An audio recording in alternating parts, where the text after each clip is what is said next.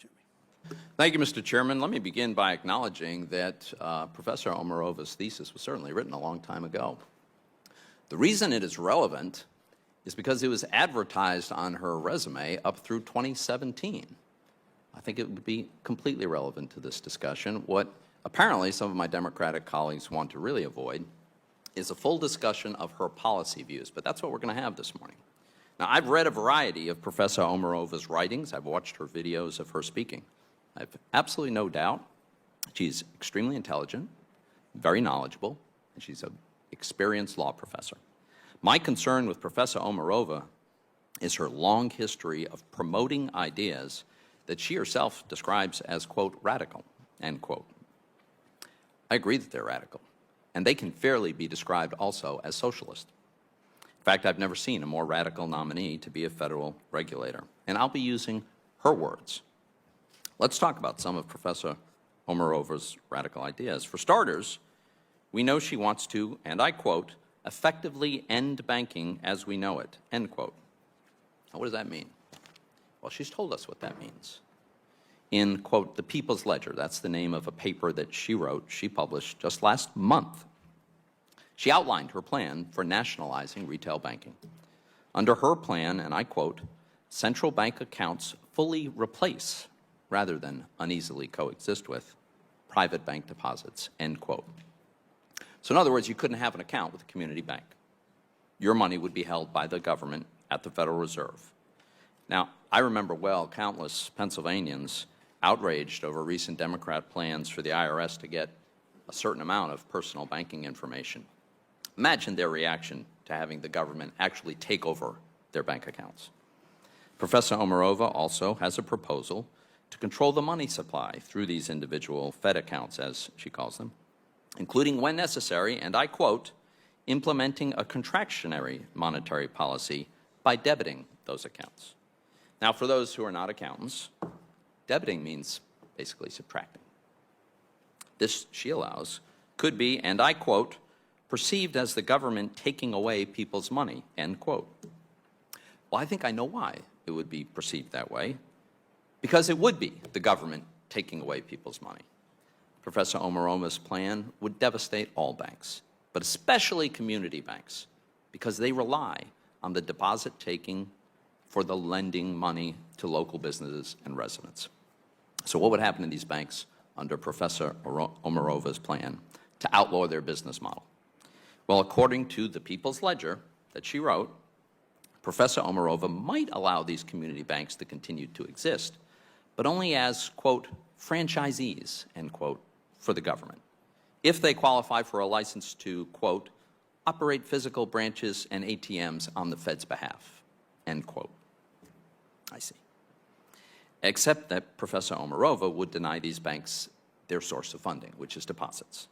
And without a source of funding, banks can't very well lend to a woman who wants to open a new restaurant in town, a tool dye shop looking to expand, newlyweds who want to buy their first home, or pretty much anything else. Now, given that she wants community banks to become vassals of the government, it's no wonder that the Independent Community Bankers of America and banking associations from 41 states so far oppose her nomination. As Ricky Leal, Senior Vice President at First Community Bank in Texas, stated, and I quote, the entire theory in banking, especially local community banking, is based on gathering up deposits from the local community and loaning back out into the local community so that those dollars are cycled through and stay local. You'd lose all that. A world without the local deposit, it would change banking as we know it, end quote. But of course, that's the idea. Professor Omarova says, again in the People's Ledger, that one reason she wants the Fed to become everyone's bank is to, and I quote, maximize its capacity to channel credit to productive uses in the nation's economy, end quote. Now, it's troubling to ponder how she or anyone in government would choose to define productive uses in our economy. How about loans to oil, gas, and coal companies? Would Professor Omarova consider them productive? Well, we actually know the answer. Earlier this year, at a social wealth seminar, she said publicly of these energy businesses, and I quote, we want them to go bankrupt if we want to tackle climate change, end quote. She also said at an investment and decarbonization seminar this year, and I quote, "The way we basically get rid of those carbon financiers is we starve them of their source of capital," end quote. And she's created an entire blueprint for how the government could do this, and she has advocated her plan, including in testimony to Congress. Seems to me the last thing we need now, with some Americans paying close to $5 a gallon for gas and home heating costs soaring due to the Biden administration's disastrous energy policies, is a banking regulator who wants to push perfectly legal and economically necessary companies that employ millions of Americans into bankruptcy. But Professor Omarova's radical ideas don't stop there.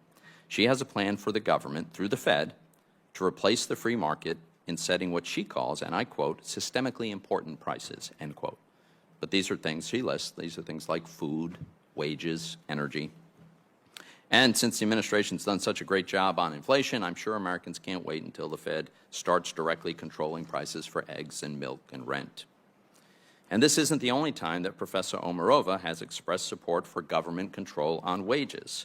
As she tweeted in 2019, her words, and I quote, "Say what you will about the old USSR, there was no gender pay gap there.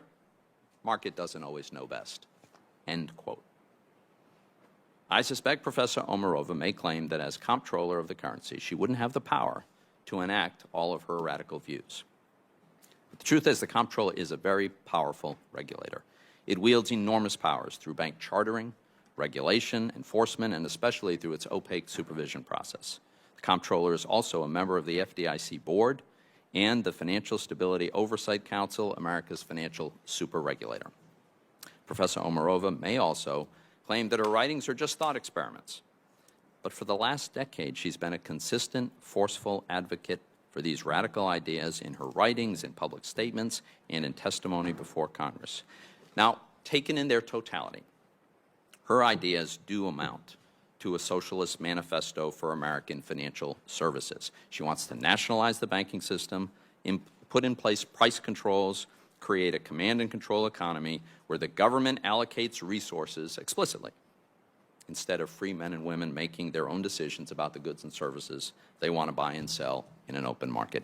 These are exactly the kind of socialist ideas that have failed everywhere in the world they've been tried. In my view, Professor Omarova's policy views are too radical, and preserving the prosperity that our free market economy makes possible is too important to make her our nation's top banking regulator. So I'd like to ask unanimous consent to enter into the record letters of opposition to Professor Omarova's nomination from 65 industry, taxpayer advocate, consumer, and women's organizations, including the Independent Women's Forum, Independent Community Bankers of America, U.S. Chamber of Commerce, National Taxpayers Union, and banking associations from 41 states. I'd also like to enter into the record letters of opposition from 21 state auditors and treasurers representing 17 states and the Governor of Texas. Thank you, Mr. Chairman.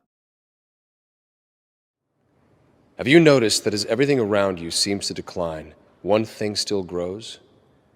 It is the power of your rulers. None of their plans and directives have solved your problems or made your life better. The only result has been their increased control over you at the cost of your freedom. Do you know why? You gave them the power.